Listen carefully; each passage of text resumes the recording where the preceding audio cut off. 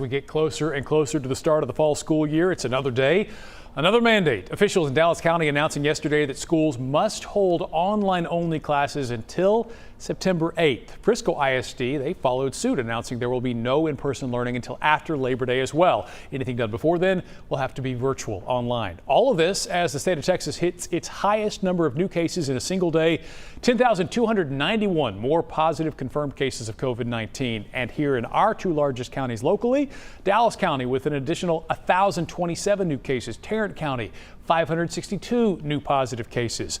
So even though some school districts have already released their plans for the upcoming school year, some believe that the new mandate from Dallas County could force other school districts to change their plans. Want to ask you this morning, how do you feel about the plans for the upcoming fall? Certainly a lot of parents are frustrated with the yo-yo changing in plans. They've tried to make plans for September, even August, and things continue to change. We want to know how you feel. Go to our website, WFAA.com/vote now. And as you weigh in this morning, a lot of folks are frustrated, Hannah.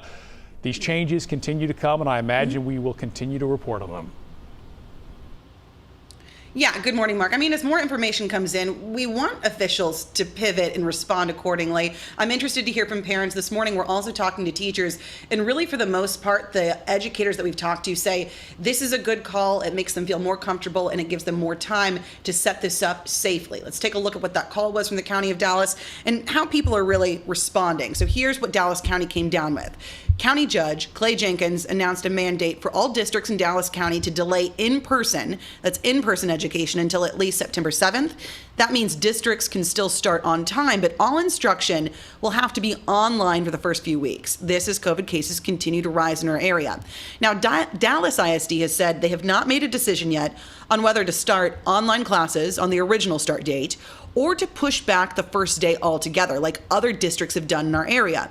Cedar Hill, DeSoto, Lancaster, Duncanville, they've all decided not to even start school until after Labor Day, whether it's in person or online. Local teachers seem to support the move by the county, saying it gives them some peace of mind that there will be more time for case numbers to hopefully go down and districts to come up with tangible plans.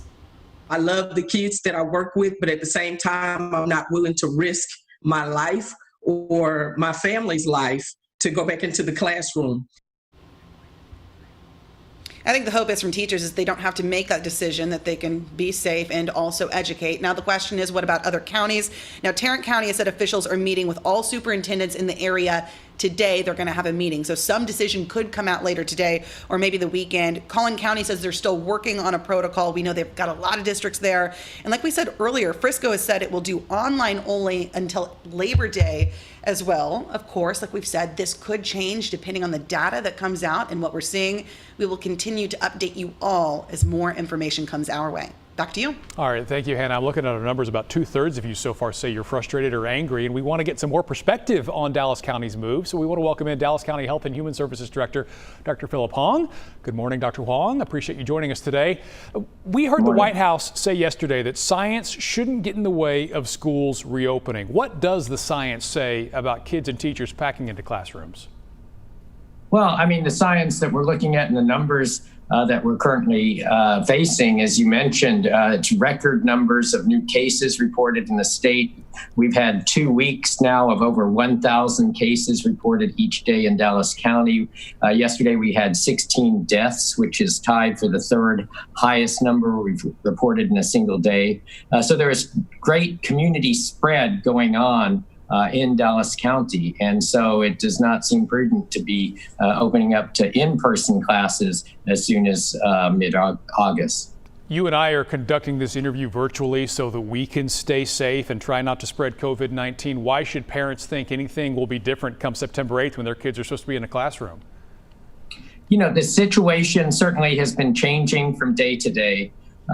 September 8th, it gives us time to see how the numbers, how the community spread is going at that time. You know, there have been new implementation now of the orders requiring face masks. And, you know, we're hopeful that that can have a major impact. The science is showing that that can significantly reduce the community spread if everyone does it. It's not a political thing. It's just a public health thing that can help reduce the transmission of COVID-19.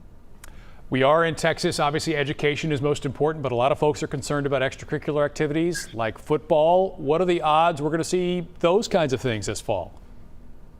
Again, it depends on how things go, how the numbers, the numbers that we're monitoring how they go. We're at record numbers right now, so we just do not feel that it is the time to be opening it up for in-person classes. But one thing that the superintendents, and we met with the superintendents in our area for public, private, charter schools yesterday, they said one of the things that's different in the way that now when they had to implement the distance learning emergently in the spring, it was very difficult, but now they've learned a lot. And so that the learning experience now that they've had a chance to prepare for it will be very different. And so that was one point that they made.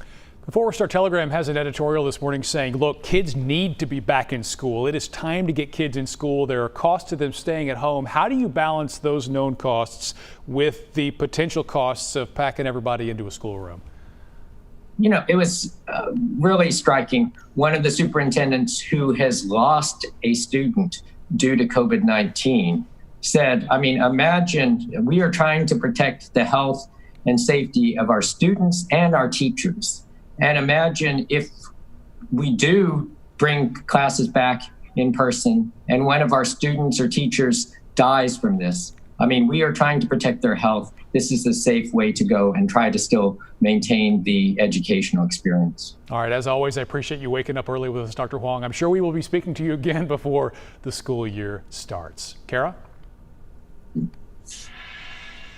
All right, thank you, Mark. And speaking of that, the U.S. just broke its single-day record for new coronavirus cases. So here's what we're looking at. According to data from the New York Times, the country saw 75,600 new cases yesterday. The number has more than doubled since late July. The record includes more than 5,000 cases in Bexar County near San Antonio. That's due to a backlog in reporting. And Georgia's governor's office filed a lawsuit yesterday against Atlanta's mayor, Keisha Lance Bottoms. This after Mayor Bottoms issued a citywide order requiring people to wear masks in public. Now, in a statement, the governor said the lawsuit is on behalf of business owners and their employees. And Target is joining the growing list of retailers that require people to wear a mask when they're inside their stores. So other retailers, including Walmart, Starbucks, and Kroger, have implemented similar policies. That store's policy will go into effect on August the 1st. And Benchmark Research is looking for volunteers for a COVID-19 vaccine. The company will be conducting trials on Moderna's vaccine starting this month in Fort Worth. So Benchmark is looking for 30,000 participants. They need a lot of people between 5 cities that they've chosen. They will be paid. Side note, if you'd like to participate, you can call this number 1-888-902-9605. That number again is 1-888-902-9605.